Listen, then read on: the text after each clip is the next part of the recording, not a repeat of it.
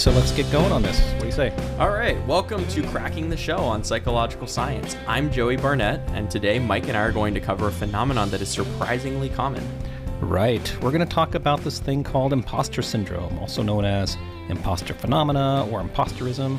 But basically, it's that feeling that many people have in professional or educational contexts where they feel like they're out of place, don't belong, or generally fear that they're going to be found out as a fraud. All right, definitely. This is definitely something I've experienced in both graduate school and after graduate school as a faculty member.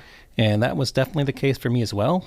Part of this may have been due to the fact that I was rejected from graduate school here at Maryland. Yeah, and now you're the boss of the department, so that's so full of irony. Yeah, now I can take out my revenge. But, yeah. But our experiences aren't unique, which is one reason that we wanted to talk about this today. I mentioned earlier that imposter phenomenon is surprisingly common. In one study by Tigrania and colleagues in 2021, they found that a full 88% of clinical and counseling psychology doctoral students reported feelings of imposterism. Yeah, and that statistic is particularly relevant to us since we're both psychologists and we're here in a psychology department, but you're a social psychologist by training. I'm a cognitive psychologist by training, so it's clearly not limited to clinical and counseling psychologists.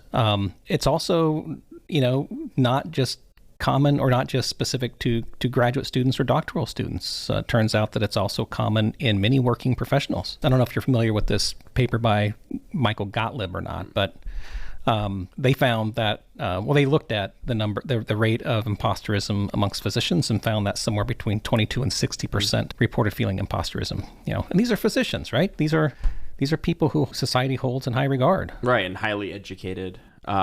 And competent, right? So, yeah. The prevalence rates are really, really high. The number that I frequently see is that around 70% of people have experienced imposter-related thoughts. And on one hand, that doesn't surprise me because it seems like, at least anecdotally, everyone that I've talked to has experienced the feeling at least at some point in their lives. Yeah, and given what I've read, that 70% doesn't really surprise me either. Right? Well, Mike, so how much do you know about the origin of imposter phenomena? Well, I'm sure that this phenomena goes way, way back. Like you can imagine a bunch of cavemen sitting around a fire talking about Joe's ability to start the fire. I'm imagining it now. Yeah, just break out the graham crackers, chocolate, and marshmallows, right? But you can imagine Joe's just sitting there going, "Whoa, that was total luck." I hope no one asked me to start their fire because I'm a fraud. I can't do that. I'm a fraud, right? In a high stakes context too, starting a fire. Right. But no, I actually don't know a whole lot about it, other than having read a few articles on the topic. So, well, maybe we'll come back to that later. Maybe not the caveman part, but the part about not knowing much. Right. So anyway, why don't you tell us a little bit about the origins then? Okay, so as I understand it, the concept of imposter phenomena or imposter syndrome was first introduced in 1978 in an article by Pauline Clance and Suzanne Imes, where they reported this phenomenon amongst high-achieving women. Basically, what they found was that these high-achieving women maintained a belief that they did not measure up, despite the fact that they were high achievers with PhDs in various areas, and they also had other professional accolades and accomplishments. I think a really good way to think about this is that those with imposter thoughts believe that others overestimate one's competence. According to that paper, some of the participants in that study believed that they had fooled everyone and anyone who thought that they were intelligent, right? Some participants even thought that they were mistakenly led into graduate school. And I think back to my own experience and I resonate with that. And anecdotally, I know a lot of other graduate students who also felt that way when they were admitted into these like highly competitive programs, right? One participant in that study who was a faculty member said that they were, quote, not good enough to be on faculty at their institution. And again, anecdotally, I resonate with that and I see that a lot amongst a faculty, right? Yeah. Before we get into this a little bit more deeply, provide a little more statistics. Just one thing, and you're being really careful to call this imposter phenomena as opposed to, say, a syndrome. I guess we should say that it's not formally, it's not part of the DSM, right? It's not a psychological, disorder or anything like that. This is just a behavioral observation, right? So I guess that's important to state that out there. We're not talking about. Very important clarification. Yeah. So it's not something that's clinical per se, even though it's being studied by clinical psychologists, right? All right. So question for you, Joey. Do you know what the better than average effect is? Yeah, I've heard about it. I've looked into it a little bit, but why don't you, for the listeners, why don't you enlighten us? Yeah, sure. This is something that a lot of us fall prey to, and I'll just give you an example here, right? So if you ask people to rate their driving skills, right? Are they better or worse than average, than the average driver? Most people will say they're better, but it's not really possible for everybody to be better than average, right? Right. In some ways, imposter phenomena is like kind of the opposite of the better than average effect. Yeah. Not quite, slightly different, but here, if people are asked whether they think others overestimate their competence, they tend to say yes. And what I find particularly interesting, and this relates to some of the things you mentioned earlier, one of the things I find particularly interesting is that people harbor these beliefs despite the fact that there's evidence to the contrary. So these are people who are usually very highly competent individuals in their own right. So you mentioned in that Clance and Imes study that they first identified this in high-achieving women. So one of the key features that of imposter syndrome is that it tends to occur in people who are in fact highly knowledgeable, experts or semi-experts, or people who are objectively better than average.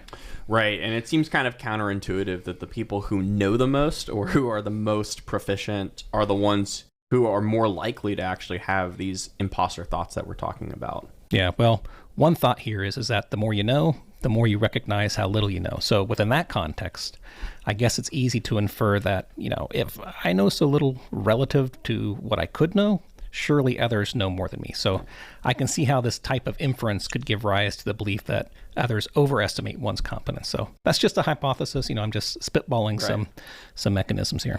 Yeah, and it's not just common amongst different professions. We've already been talking about psychology and medicine, right? But it also seems to be equally common and prevalent across men and women and different racial and ethnic groups, right? Some of the original studies suggested that it was more common in women and people of color. And, the 1978 Imes and Clance article that we were talking about earlier looked at it specifically in the context of women, right? But recent work now seems to suggest that it's not necessarily the case that it's more prevalent, right, in women or more prevalent specifically in people of color. It's important to separate true imposter thoughts from other issues that may affect people's sense of belonging, right? Imposterism and belongingness are two different things. That's my understanding as well. From my limited knowledge of the literature anyway, I get to acknowledge how little I know here. Another interesting finding, by the way, is that imposter syndrome is negatively related to what's known as conscientiousness. This is a personality trait, part of the Big Five. It's also important to point out that this correlation is relatively small, but interesting part here is that it's negative.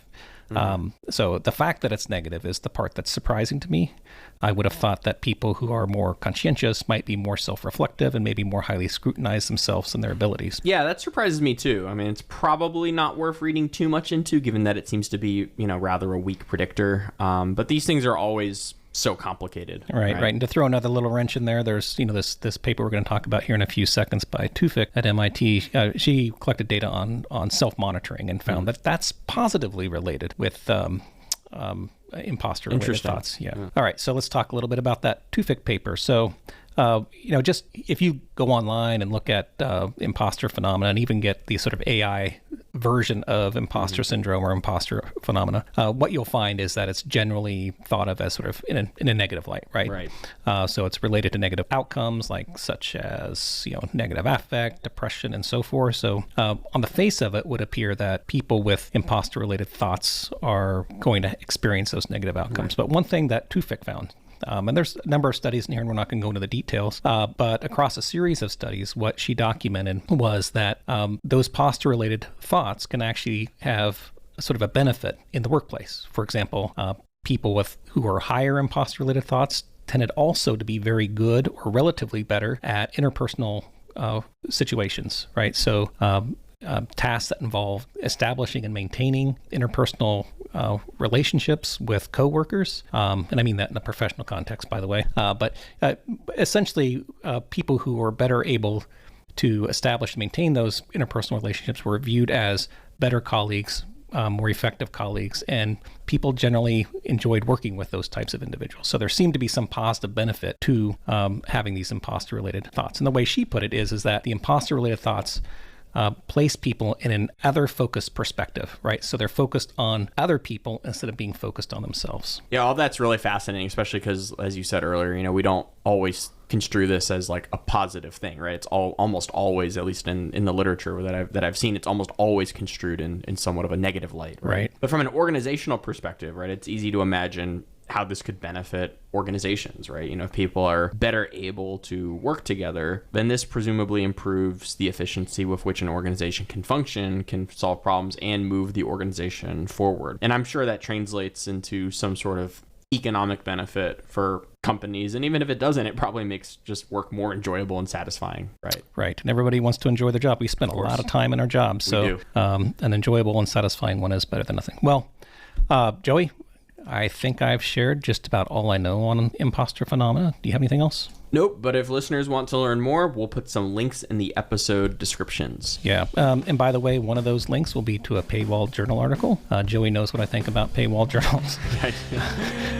Anyway, I'd recommend if you click on that link and you get sent to the Paywall Journal, just copy the title and Google the title directly and see if you can find a more easily accessible and downloadable version somewhere. So I'm sure you can. Well, anyway, I guess that's it. Got any parting shots? Yeah, well, I guess the only thing I'd like to add is that if you're feeling like an imposter, just remember, you're not alone. Cheers. Cheers. We'll talk to you later.